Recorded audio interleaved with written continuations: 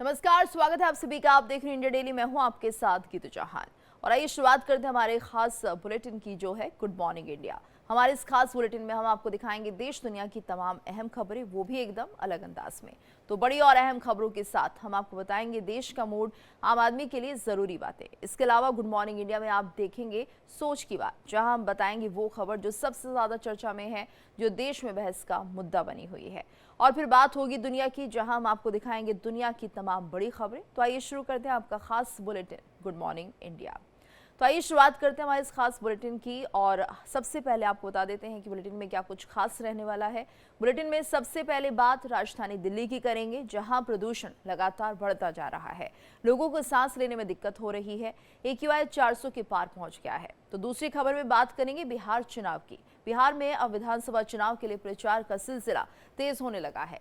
PM Modi और अमित शाह राज्य में चुनावी रैलियों को संबोधित करेंगे। तो तीसरी खबर में बात होगी राष्ट्रपति ट्रंप की, जिन्होंने भारत के तेल नीति की जमकर तारीफ की है। साथ ही चीन रूस की दोस्ती को मजबूरी करार दिया है। तो चौथी खबर में बात होगी पाकिस्तान की रक्षा मंत्री ख्वाजा आसिफ की, जिन्होंने पहली बार सार्वजनिक रूप से स्वीकार किया है कि पाकिस्तान ने पिछले 4 दशकों से अफगानिस्तान के आंतरिक मामलों में हस्तक्षेप किया है।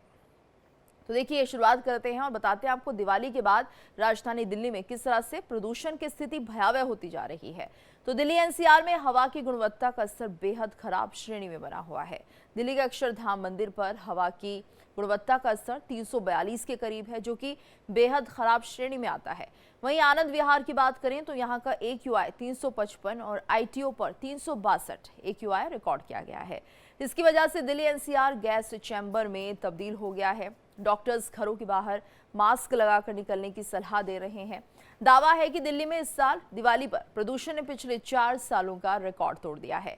दिवाली की रात PM 2.5 का स्तर 675 माइक्रोग्राम था, जो कि पिछले 4 सालों में सबसे ज्यादा है। और वहीं अब इस पर एक बार फिर से सियासत भी शुरू हो गई है।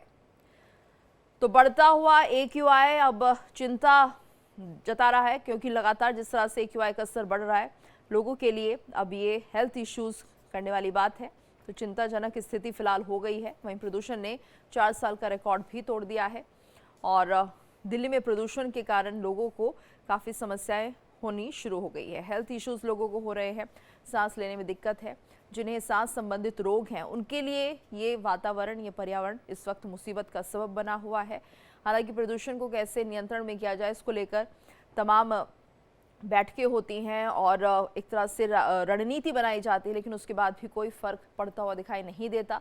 दिल्ली NCR में जिस तरह से AQI बढ़ रहा है, वो अब चिंता बनता जा रहा है कि इसे कैसे कम किया जाएगा, कैसे दिल्ली और NCR की हवा को शुद्ध किया जाएगा।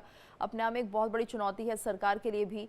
हर साल हम देखते हैं कि एक प्रोग्राम इसके लिए तय होता है, जिसमें कि लगातार कोशिश ये की जाती है कि किसी भी तरह से जो वायु प्रदूषण है उसे कम किया जाए।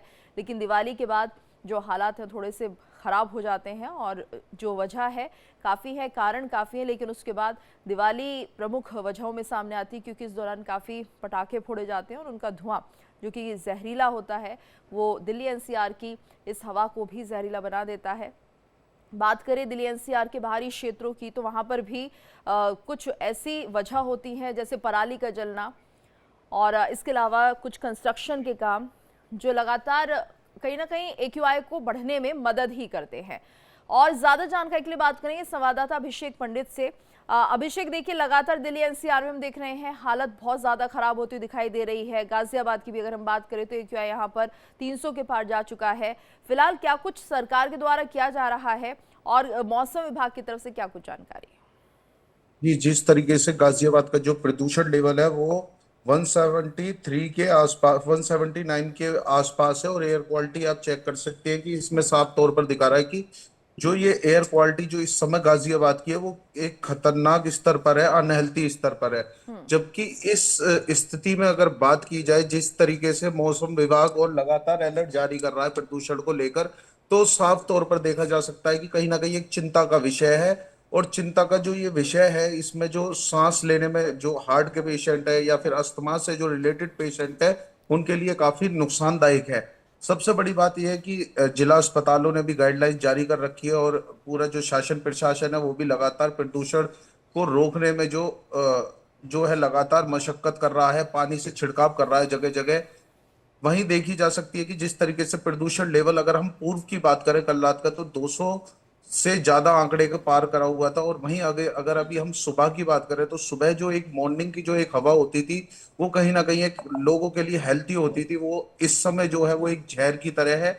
और जिस तरीके से आप देखेंगे कि रोडों पे इस समय जो लोग आने जाने वाले जो लोग हैं, उन्हें काफी समस्याओं का सामना करना पड़ रहा है, क्योंकि प्रदूषण लेवल इतना हाई है कि जिस तरीके से उन्हें जो परेशानियों का सामना करना पड़ रहा है, जो गले में खिचखिच की शिकायत सबसे ज्यादा बनी हुई है। और हार्ट पेशेंट और जितने भी हार्ट पेशेंट है या फिर अस्थमा से रिलेटेड जो पेशेंट है, उनके लिए एक चिंता का विषय है। और वहीं सरकार जो है लगातार गाइडलाइन जारी कर रही है, और साफ तौर पर उनका कहना है कि अपने मुंह पर मास्क लगाकर घर से निकलने की कोशिश करें, ज्यादा से ज्यादा घर से ना निकले, जरूरी हो तभी निकले।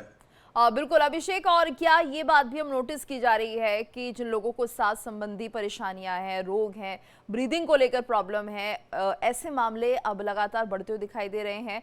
क्योंकि हम देखते हैं दिवाली के बाद जिस तरह से प्रदूषण का लेवल बढ़ता है, तो खासतौर से जो अस्थमा से पीड़ित होते हैं या जिन्हें किसी भी तरह से लंग्स की समस्या होती है, उनके लिए स्थिति विकराल हो जाती है।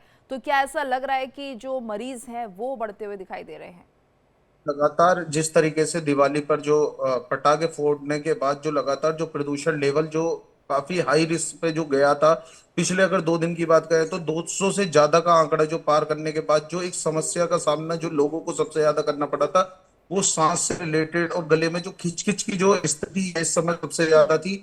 और वहीं जो गाजियाबाद से जो सीएमएस है, वो भी लगातार उन्होंने जी। अभी लोगों से अपील की थी कि जिस तरीके से घर से निकलने से पहले मास्क लगाने की कोशिश करें, और ज्यादा जरूरी हो तो ही निकले, नहीं तो अन्यथा जो रोडों पे जो बाहर घूमना फिरना जो होता है, उन्हें बिल्कुल, यानी अवॉइड अभिषेक आप कह रहे हैं मॉर्निंग वॉक ना की जाए, इवनिंग वॉक पर ना जाएं लोग, ये उनके लिए एक तरह से प्रिकॉशंस है कि अपने आप को कैसे उन्हें बचाए रखना है, मास्क का इस्तेमाल करें। आप हमारे साथ बने रहिए। पंकज भी हमारे साथ दिल्ली से जुड़ गए हैं। तो पंकज, देखिए, ये तो एनसीआर का हाल है कि किस तरह से यहाँ पर एक्यूआई लगातार खतरे के निशान को पार करता हुआ दिखाई दे रहा है। वहीं अगर हम दिल्ली की बात करें तो यहाँ पर क्या हालात बने हुए हैं? बिल्कुल, देखिए राजधानी दिल्ली में भी एक्यूआई लगातार जो है अगर देखा जाए तो 300 से आसपास या 300 से अधिक दर्ज किया जा रहा है, क्योंकि जो कि देखा जाए कि पॉल्यूशन स्तर इस कदर है कि लोगों को अगर बाहर निकलना है या जाना है तो मास्क का ही इस्तेमाल करना, क्योंकि जिस तरह से डॉक्टर भी लगातार अस्पतालों में देखा जा रहा है कि वहाँ पेशेंटों की तादाद बढ़ गई है, सांस फूलने की दिक्कतों के पेशेंट आने लगे हैं, अस्थमा के मरीज जो है वहाँ पर ज़्यादा आने लगे। तो इसको लेकर के डॉक्टर ने भी साफ दिशा निर्देश दिया हुआ है कि अगर ज़रूरत काम है, ज़रूरी काम है या ज़रूरत ज़्यादा पड़ती है तभी आप घर से निकलें, उसमें भी आप मास्क का इस्तेमाल करें, क्योंकि बिना मास्क से अगर आप जाते हैं तो आप भी इस जो पॉल्यूशन स्तर जो बिगड़ा हुआ है उसका शिकार हो सकते हैं, तबीयत खराब हो सकती है, दिक्कतें आ सकती है, चेस्ट में प्रॉब्लम आ सकती है, तमाम तरह की चीज़ें हैं। राजधानी दिल्ली के अलग अलग इलाकों में अगर देखा जाए तो 203, 205, कहीं कहीं ऐसा था कि 351 तक का एक एक्यूआई दर्ज किया गया है। फिलहाल अगर देखा जाए तो दिवाली के बाद से यह स्तर लगातार बना हुआ है। इसको लेकर के शासन प्रशासन की तरफ से लगातार जो है प्रयास किया जा रहा है, जगह जगह जो जल का छिड़काव भी किया जा रहा है। जहां पे ऐसे निर्माण कार्य हो रहे हैं वहां भी इन स्थलों पर कार्य करने की अनुमति नहीं दी गई है, तमाम चीज़ों का व्यवस्थाएं की जा रही है। लेकिन जिस तरह से अभी भी एक्यूआई बना हुआ है, दिक्कतें हैं, लोगों को मॉर्निंग वॉक ना करने की सलाह दी गई है, लोग ज़्यादा से ज़रूरत पड़ने पर ही घर से निकले, ये तमाम चीज़ें हैं। जी बिल्कुल। और पंकज, यहाँ पर जिस तरह से ग्रैब भी लागू किया जा रहा है, तो क्या माना जाए दिल्ली सरकार इस वक्त क्या कुछ कदम उठा रही है? क्योंकि हर साल हम देखते हैं कि दिल्ली सरकार तमाम तरह की रणनीति तैयार करती है, चाहे ऑड इवन कारों का यहाँ पर एक तरह से सिस्टम हो या फिर कार पूलिंग का सिस्टम हो। तो क्या माना जाए अभी फिलहाल क्या कुछ कदम उठाए जा रहे हैं? बिल्कुल, देखिए दिल्ली में अगर देखा जाए तो जो छिड़काव वाली व्यवस्था वो लगातार की जा रही है और उसको लेकर के सरकार के तरफ से बैठक भी कही है, रणनीति भी बनाई गई है, उस रणनीति के अनुसार काम भी किया जा रहा है। लगातार जो है अधिकारी इस पे संपर्क कर रहे हैं। इस तरह की व्यवस्थाएं जहां पर निर्माण कार्य होता है उसको भी रोका गया है, वहां पर भी पानी का छिड़काव किया जा रहा है, क्योंकि किसी भी तरह से पॉल्यूशन स्तर बढ़ने पर सरकार जो है रोक लगाना चाहती है, उसको प्रयास कर रही है। उस तरह से अधिकारी और कर्मचारी भी रोड पर नजर आ रहे हैं। लगातार इस तरह का प्रयास किया जा रहा है। जगह जगह जल जहां पे ज्यादा स्तर है वहां पे उस तरह से कर्मचारी काम कर रहे हैं कि एक्यूआई जो है कम लेवल पर आए, लोगों को राहत मिले। फिलहाल इस पूरे मामले में अगर देखा जाए तो दिल्ली सरकार की तरफ से जो एक्शन मोड है उसमें लगातार कर्मचारी से अधिकारी रोड पर नजर आ रहे हैं। छिड़काव से लेकर के तमाम जो पॉल्यूशन स्तर को सुधार करना है, उसको बनाना है, या कहीं ऐसी जगह जहां पर कूड़े के आसपास जो ढेर लगते थे, जहां पर धुएं निकलते थे, जहां पर आग लगा दी जाती थी, उन तमाम चीजों पर रोक लगाया गया है। निर्माण कार्य पर रोक लगाया गया है। फिलहाल एक्यूआई कम कब तक होगा ये देखने वाली बात है, क्योंकि जिस तरह से राष्ट्रीय राजधानी में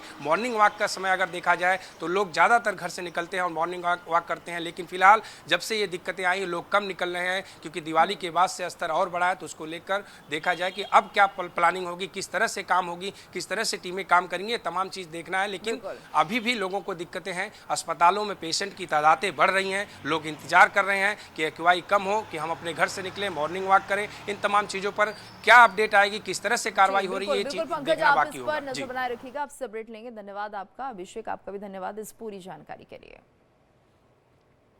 चलिए आगे बढ़ते हैं। बिहार में विधानसभा चुनाव को लेकर सियासी सरगर्मियां तेज हो गई हैं। राजनीतिक दलों ने चुनाव में अपनी तैयारी झोंक दी है। उम्मीदवारों के साथ ही वरिष्ठ नेता भी चुनाव प्रचार में जुट गए हैं और इसी क्रम में प्रधानमंत्री नरेंद्र मोदी और केंद्रीय गृह मंत्री अमित शाह भी ताबड़तोड़ रैलियां करेंगे। प्रधानमंत्री नरेंद्र मोदी 24 अक्टूबर को समस्तीपुर और बेगूसराय में चुनावी रैली करेंगे, तो वहीं केंद्रीय गृह मंत्री अमित शाह भी उसी दिन सीवान और बक्सर में चुनावी जनसभा को संबोधित करेंगे। 5 दिनों के अंतराल में एक बार फिर शाह बिहार के दौरे पर आ रहे हैं।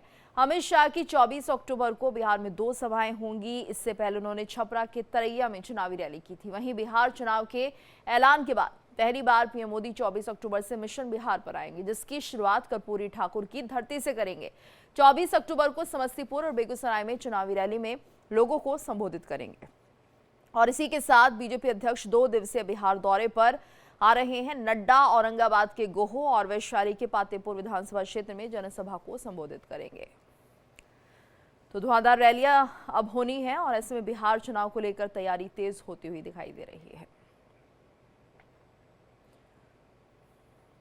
चलिए बात करते हैं अगली खबर की। अमेरिका के राष्ट्रपति डोनाल्ड ट्रंप ने चीन के राष्ट्रपति शी जिनपिंग से होने वाली अपनी अगली बैठक को लेकर बड़ा बयान दिया है। उन्होंने भारत की भूमिका पर विस्तार से बात की और कहा कि भारत अब रूस से तेल खरीद घटाने की दिशा में आगे बढ़ रहा है।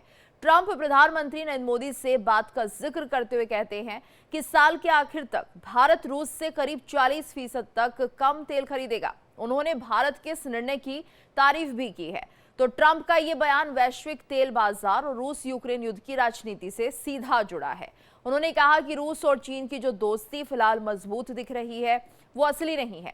वहीं ट्रंप ने माना कि रूस और चीन का रिश्ता मजबूरी का है। राष्ट्रपति डोनाल्ड ट्रंप ने बताया कि अगले हफ्ते वो 3 देशों की यात्रा पर जा रहे हैं, मलेशिया, दक्षिण कोरिया और जापान। उन्होंने कहा कि दक्षिण कोरिया की यात्रा के दौरान उनकी चीन के राष्ट्रपति शी जिनपिंग से मुलाकात तय है, जो काफी लंबी होगी। ट्रंप ने कहा, हमारे बीच कई मुद्दों पर बातचीत होगी। हमारे सवाल, शंकाएं और साझा आर्थिक संसाधन, इन सब पर हम मिलकर काम करना चाहते हैं। तो तेल नीति पर भारत के मुरीद हुए हैं ट्रंप और ये बयान दे रहे हैं। हालांकि भारत की तरफ से अभी कुछ भी नहीं कहा गया है कि वो किस तरह से रूस के साथ तेल खरीदी रखेंगे, क्या ये कम होगी। 40% का दावा जो यहाँ पर ट्रंप करते हुए दिखाई दे रहे हैं, उसको लेकर अब सवाल उठ रहे हैं। और ज्यादा जानकारी के लिए रुक करेंगे मेरी सहयोगी गार्गी का, जो कि न्यूज रूम से हमारे साथ जुड़ी हुई हैं। गार्गी, देखिए जिस तरह से यहाँ पर ट्रंप बड़े बड़े दावे कर रहे हैं, खासतौर से रूस और भारत के रिश्तों को लेकर, तो हमेशा से वो एक तरह से दबाव बनाते रहे हैं और ऐसे में अब उन्होंने बयान दे दिया है कि 40% तक खरीदी कम हो सकती है रूस के साथ। तेल का व्यापार यानी कि लगातार भारत और रूस के बीच जो तेल का सौदा है उसमें कमी देखने को मिलेगी। भारत की तरफ से कुछ नहीं कहा, लेकिन ट्रंप अपने दावे अलग ठोक रहे हैं। जी बिल्कुल, आगे तो आपने सही कहा कि जो है ट्रंप जो है अपनी बात अपने आप ही कह रहे हैं कि ऐसा दावा कर रहे हैं कि ऐसे अंत तक जो है इस साल के वो जो तेल खरीद का है वो धीरे धीरे जो है ख़त्म कर देंगे। लेकिन यहाँ बात ये सामने कि दिवाली के समय जो बात हुई थी उस दौरान दीपावली की शुभकामनाएं दी गई और उस पर जो है ट्रंप ने भारत की तारीफ की थी कि उनकी बात मान ली गई और वहाँ से तेल नहीं खरीदेंगे। लेकिन ऐसा जो है पुख्ता कुछ भी नहीं कहा जा सकता अभी कि भारत ने ऐसा कहा है कि हम रूस से अब तेल नहीं लेंगे। लेंगे, ऐसी कोई भी बात सामने नहीं आई। जो भी ट्रंप कह रहे हैं कहीं ना कहीं अपनी जो है अपनी मंशा जैसे कि बता रहे हैं कि इन दोनों के बीच में जो भी संबंध है वो जो है दोस्ती जो है वो फेक है। ये सब चीज़ें जो है वो ट्रंप कह रहे हैं, वो अपनी एक मंशा जो है जैसे पहले हमेशा जो है पहले भी उन्होंने कहा है कि ऑपरेशन सिंदूर का युद्ध हमने रुकवाया, ऐसा कुछ किया, तो वही बात सामने आ रही है। भारत की तरफ से अभी कोई भी कंफर्मेशन नहीं आई है कि हम ऐसा कुछ करेंगे कि तेल नहीं लेंगे, ऐसा कुछ घटाएंगे तेल लेना रूस से। लेकिन जो है ये बात सामने नहीं आई कि साल के अंत तक जो है ये सारा जो व्यापार दोनों के देशों के बीच में चल रहा है वो बंद कर देंगे, ऐसा कुछ नहीं हुआ है। जी बिल्कुल, यानी कि भारत की तरफ से किसी भी तरह से तेल खरीदी को लेकर कोई बयान नहीं दिया गया है। हालांकि देखिए कि ट्रंप की तरफ से सिर्फ दिवाली की यहाँ पर शुभकामनाएं दी जा रही थी, लेकिन जब बातचीत आगे बढ़ती है तो सीधे तौर पर क्रेडिट एक बार फिर से लेते हैं कि किस तरह से उन्होंने मध्यस्थता की है। हालांकि इस बार क्रेडिट लेने का तरीका थोड़ा अलग था कि उन्होंने खुद ये कहा कि क्योंकि हम लोगों का व्यापार है इसलिए इसके चलते हमने जो मध्यस्थता है वो की है। तो यहाँ पर घुमा के इस बात को उन्होंने रखा, यानी कि सीधे तौर पर ये माना जाए ट्रंप अपनी हरकतों से बाज़ब नहीं आ रहे हैं। वो बार बार ये दिखाने की कोशिश करते हैं कि भारत और पाकिस्तान के बीच जो युद्ध रुका है उसकी वजह ट्रंप है। जी बिल्कुल, ये तो आपने बिल्कुल सही कहा कि वो मध्यस्थता में जो बात कर रहे हैं और ये हमेशा का रहा है ट्रंप का, अमूमन देखा है, बहुत शक्तिशाली देश है, नो डाउट वो बहुत अच्छा जो है। लेकिन जो इनके जो बात कहने का एक तरीका है कि ये बोल देते हैं इसके बाद भूल जाते हैं और इसके बाद बोलते हैं नहीं ऐसा नहीं, ऐसा होना चाहिए, तो हमेशा यही चीज़ देखने को मिली है। तो एक बार फिर से दिवाली की शुभकामनाएं दी गई हैं और भारत रूस से तेल जो है लेना घटाएगा या कुछ करेगा, 40% तक का वो क्यों घटा सकता है, ये साल के एंड तक जो है चीजें खत्म कर देगा रूस से तेल लेना, दोनों की दोस्ती फेक है, ये सब बोलना भी अभी जो है कहीं ना कहीं गलत है। ट्रंप जो है अपनी बात जो है हमेशा दूसरों पर थोप देते हैं, ऐसा लगता है क्योंकि कंफर्मेशन पहले आने नहीं देते, लेकिन अपनी बात वो कंफर्म तरीके से सबके सामने ऐसे प्रेजेंट कर देते कि ऐसा होने वाला है। बिल्कुल, और ये अपनी छवि को अच्छा बनाने की कोशिश है गार्गी ट्रंप की, लेकिन ऐसा होता नहीं है। आज देश भर में इस बात को लेकर चर्चा है कि आखिर ट्रंप इतने बड़े दावे क्यों कर रहे हैं। वहीं अगर हम बात करें अंतर्राष्ट्रीय मंचों पर भी शायद अब ट्रंप की बातों की कोई वैल्यू नहीं रह गई है, क्योंकि वो लगातार जिस तरह से यू टर्न ले रहे हैं उससे ये लगता है कि ट्रंप अब विश्वसनीय पात्र नहीं रह गए हैं। धन्यवाद आपका इस पूरी जानकारी के लिए। और वहीं पाकिस्तान के रक्षा मंत्री ख्वाजा मोहम्मद आसिफ ने एक ऐतिहासिक बयान देते हुए पहली बार सार्वजनिक रूप से स्वीकार किया है कि उनके देश ने बीते 4 दशकों तक अफगानिस्तान के आंतरिक मामलों में हस्तक्षेप किया। उनका ये बयान कूटनीतिक हलकों में बड़े बदलाव के संकेत के तौर पर देखा जा रहा है। ख्वाजा आसिफ ने स्पष्ट रूप से कहा कि हमने पिछले 40 वर्षों तक अफगानिस्तान के मामलों में हस्तक्षेप किया है, लेकिन अब इस नीति को खत्म कर दिया गया है। अब हमारी किसी से निजी शत्रुता नहीं है। उन्होंने आगे कहा कि पाकिस्तान अब किसी ठेके पर लड़ने की मानसिकता से बाहर आ चुका है। उनका ये बयान संकेत देता है कि पाकिस्तान अब अपनी विदेश नीति को आंतरिक स्थिरता और क्षेत्रीय संतुलन की दिशा में मोड़ना चाहता है। पाकिस्तान पर लंबे समय से ये आरोप लगते रहे हैं कि वो अफगानिस्तान में राजनीतिक हस्तक्षेप, आतंकवादी संगठन को संरक्षण और सीमा पार हिंसा को बढ़ावा देता रहा है। विशेष रूप से अफगान तालिबान और हक्कानी नेटवर्क से पाकिस्तान के कथित संबंधों पर अमेरिका सहित कई देशों ने आपत्ति जताई है। विदेश मामलों के जानकारों का मानना है कि ख्वाजा आसिफ का ये बयान पाकिस्तान की पारंपरिक विदेश नीति से एक स्पष्ट मोड़ की ओर इशारा करता है। ये रुख न सिर्फ क्षेत्रीय शांति की संभावनाओं को बल देगा, बल्कि पाकिस्तान की अंतर्राष्ट्रीय छवि सुधारने में भी मददगार हो सकता है। और ज्यादा जानकारी के लिए बात करेंगे संवाददाता रमन सैनी से। रमन, देखिए जिस तरह से बयान सामने आ रहा है, पाकिस्तान रक्षा मंत्री जो खुलासा करते हुए दिखाई दे रहे हैं, ऐसे में क्या माना जाए कि यहाँ पर अफगानिस्तान के आंतरिक मामलों में हस्तक्षेप करने की बात भी कही गई है, आखिर मायने क्या है इस बयान के? देखिए गीतू, ये सिर्फ बयान नहीं है बल्कि एक कबूलनामा है ख्वाजा आसिफ जो पाकिस्तान के डिफेंस मिनिस्टर हैं उनकी तरफ से, और उनको ये मालूम चल चुका है, न केवल उनको बल्कि पूरे पाकिस्तान को इस बात का एहसास हो चुका है कि जो अफगानिस्तान में पाकिस्तान ने हाल ही के दिनों में जिस तरीके से एयर स्ट्राइक किया वो सबसे बड़ी गलती नहीं, एक बहुत बड़ा ब्लंडर था, जिससे पूरी तरीके से जो पाकिस्तान और अफगानिस्तान के रिश्ते थे वो धरातल पर पहुँच चुके हैं और अब उसमें कोई भी सुधार की गुंजाइश जो है वो नज़र नहीं आ रही है। है। और ये एक कबूलनामा अपने आप में इस बात को भी लेकर है कि वो इस बात को मान रहे हैं कि पिछले 40 सालों से, यानी कि पिछले 4 दशकों से लगातार पाकिस्तान अफगानिस्तान के आंतरिक मामलों में हस्तक्षेप करता रहा है और अब हम इस नीति को बदलने जा रहे हैं। लेकिन ख्वाजा आसिफ एक ऐसे नेता हैं जो बहुत बड़बोले माने जाते हैं और ऐसे में अगर हम देखें तो खाली ख्वाजा आसिफ से पाकिस्तान की पूरी, हम ये कह सकें कि पृष्ठभूमि जो पिछले 70-78 सालों में रही है वो बदल जाएगी, तो ऐसा लगता नहीं है। देखना ये होगा कि क्या खाली ये ख्वाजा आसिफ की सोच है या फिर शहबाज शरीफ और पाकिस्तान के जो फील्ड मार्शल हैं आसिफ मुनीर, उनकी भी ये सोच है। क्या वो वाकई में अब पाकिस्तान को इस दलदल से बाहर निकालना चाहते हैं और पाकिस्तान की छवि में सुधार लाना चाहते हैं? क्योंकि अगर आप देखें, या वहां के प्रधानमंत्री जरूर शहबाज शरीफ हैं, लेकिन सरकार और सत्ता पर जो असली पकड़ है वो आसिफ मुनीर की है। और आसिफ मुनीर क्या सोचते हैं, आसिफ मुनीर की सोच क्या है, वो किस तरीके से अफगानिस्तान और पाकिस्तान के रिश्तों को देखते हैं, ये एक बहुत बड़ा जो है वो देखना होगा कि किस तरीके की इनकी सोच है। लेकिन निश्चित रूप में ख्वाजा आसिफ अगर इस बात को कबूल रहे हैं कि पिछले 40 सालों से लगातार वो अफगानिस्तान के आंतरिक मामलों के अंदर हस्तक्षेप करते रहे हैं और अब पाकिस्तान इस नीति को बदल देगा, और अगर वाकई में ये नीति बदल दी जाती है तो निश्चित रूप में पाकिस्तान अगर सुधरता है, चाहे वो भारत के साथ रिश्तों को सुधार के रूप में देखा जाए या अफगानिस्तान के साथ रिश्तों के सुधार के रूप में देखा जाए, तो यहाँ से एक नई पटकथा जो है वो लिखी जा सकती है। लेकिन ऐसा होगा कुछ,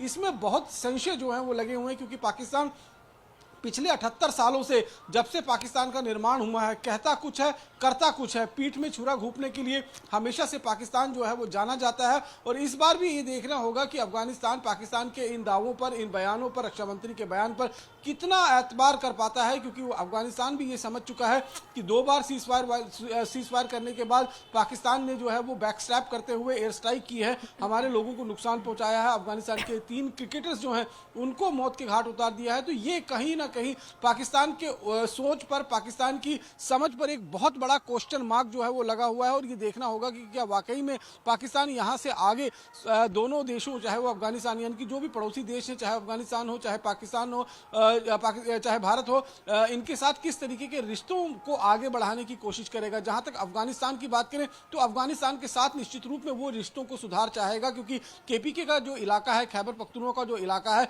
और बलूचिस्तान का जो इलाका है, वो पूरी तरीके से अफगानिस्तान के बॉर्डर के साथ लगता हुआ इलाका है। और वहां पर जिस तरीके का विद्रोह पिछले करीबन 3-4 सालों से लगातार हम पाकिस्तान के खिलाफ देखते हुए नजर आ रहे हैं, वो लोग अफगानिस्तान को ज्यादा अपना करीबी जो है वो समझते हैं। अफगानिस्तान के साथ रिश्ते अच्छे कर सकता है, जो हालात अभी बने हुए हैं, जिस तरह से एयर स्ट्राइक की गई है पाकिस्तान की तरफ से, हालांकि मुंह की खाई ने पाकिस्तान ने, लेकिन उसके बाद भी क्या लग रहा है, क्या हालात ऐसे बनेंगे कि अफगानिस्तान के साथ मैत्री करता हुआ दिखाई देगा, या अफगानिस्तान अब पाकिस्तान को ट्रस्ट कर पाएगा?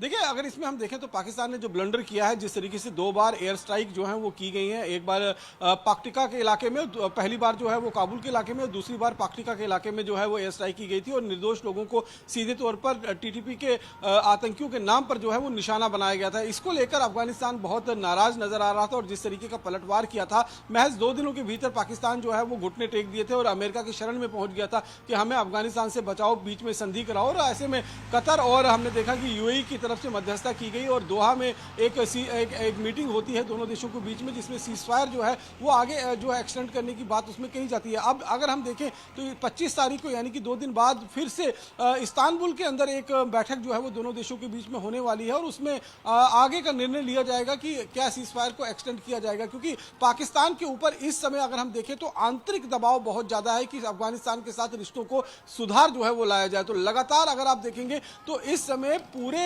पाकिस्तान के अंदर जो आवाज उठाई जा रही है वो ये कहा जा रहा है कि अफगानिस्तान के साथ पंगा लेकर, अफगानिस्तान को छेड़कर पाकिस्तान ने सही नहीं किया है, क्योंकि अफगानिस्तान और पाकिस्तान दोनों के कल्चर्स आपस में बहुत ज्यादा मिलते जुलते हैं। दोनों की जो धर्म है वो एक से ही धर्म दोनों देशों के अंदर पाया जाता है। रहन सहन, खान पीन जो है वो दोनों देशों का, केपीके और बलूचिस्तान के साथ जो दुरंत लाइन है और उसके बाद जो अफगानिस्तान का इलाका पड़ जाता है, तो पश्तून इलाके वहां भी हैं, तो उनका रहन सहन बहुत आपस में एक जैसा है। तो ये दबाव जरूर है कि अफगानिस्तान के साथ रिश्तों में सुधार किया जाए, लेकिन अब ये सारी चीजें जो हैं वो कहीं ना कहीं इस बात पर टिकी हैं कि पाकिस्तान का रवैया कैसे रहता है। क्या पाकिस्तान दोबारा से अगर आसिम मुनीर के कहने पर बैकस्टैप करेगा तो यहाँ से हालात जो है वो और ज्यादा बिगड़ सकते हैं। गीतू, बिल्कुल रमन, और अब देखना होगा कि दोनों देशों के बीच किस तरह के संबंध रहने वाले हैं भविष्य में। धन्यवाद आपका इस पूरी जानकारी के लिए।